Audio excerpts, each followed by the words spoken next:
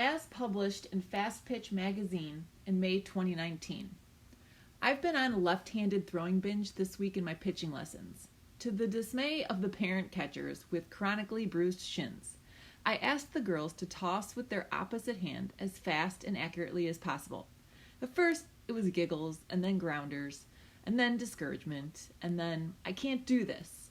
Fortunately, after a few minutes, I heard, wait, a strike. Soon enough, the girls started showing off. Strike! They yell while jumping up and down. It was great progress for just 10 minutes. Learning to pitch with the opposite hand has huge physical and mental benefits.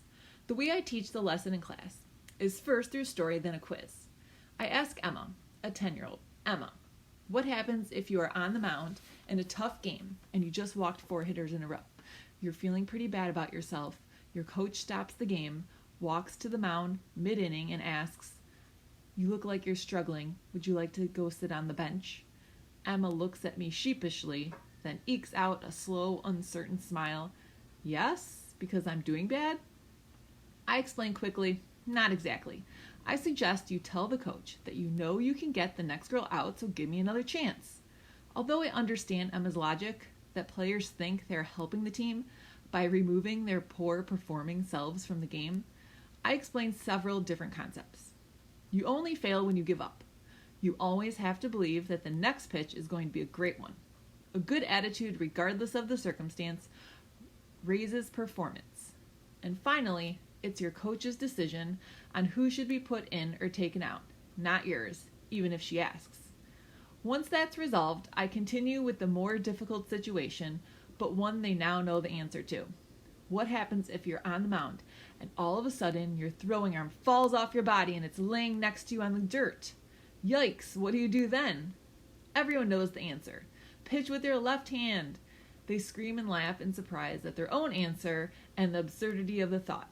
That's right, pitch with your left hand. Always figure out a way. Last year I tested this mental game out to one of my 13-year-old students, Christina. We threw left-handed pitches at the end of some practices. I explained to her all the benefits of practicing left-handed every so often. One day during a game, she began failing miserably. Her coach approached the mound and asked her if she wanted to come out. She said, yes, I want to come out of the game. Christina came back to me with a bunch of excuses, and I explained the reasoning for staying in the game. Some players have to learn and relearn this lesson. I knew her high school performance goals would likely not be reached if she didn't buy into these concepts soon.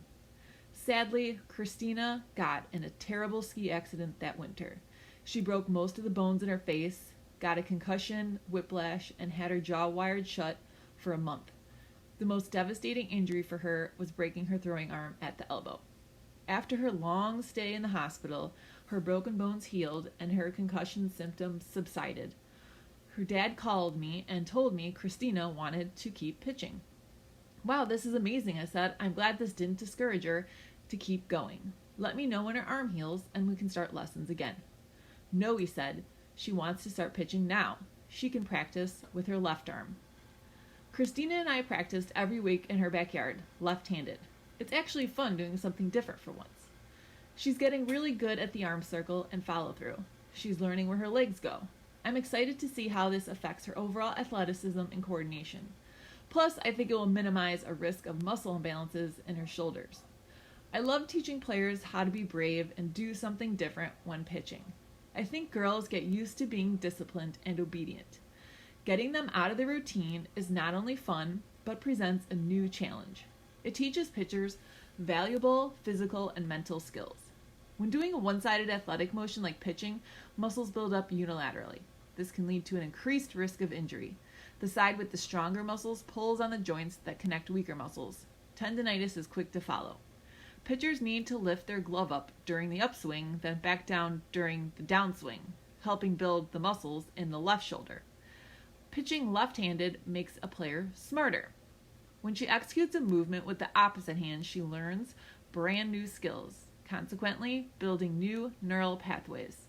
It taps into the less dominant side of her brain.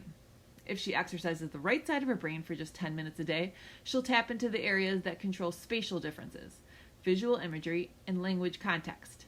If she's a lefty and utilizes the left side of her brain, she can harness the logic controlling side, observing herself with more scrutiny.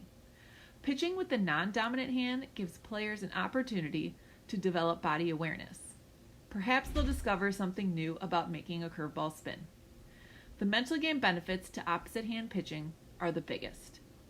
After seeing Christina recover at the speed of light mentally from her serious accident, and later many other pitchers in challenging game situations, I've learned that the real benefit of teaching opposite hand pitching, it's a lesson in life skills. Our job as coaches is to push girls to do things they never thought they could do. That's why we put so much physical and mental pressure on them in softball games when the outcome doesn't really matter. It will, however, matter when she grows up and becomes a woman. It will matter when she must learn to work at being married, when she needs a strong work ethic to pursue her vocation, or when she has difficulties at her job. She won't quit on a whim. It will matter when she deals with grief and tragedy, or when she can live on her own without dependence on her parents. It's about helping young people embrace the idea of not only being comfortable with the uncomfortable, but also excelling because of it.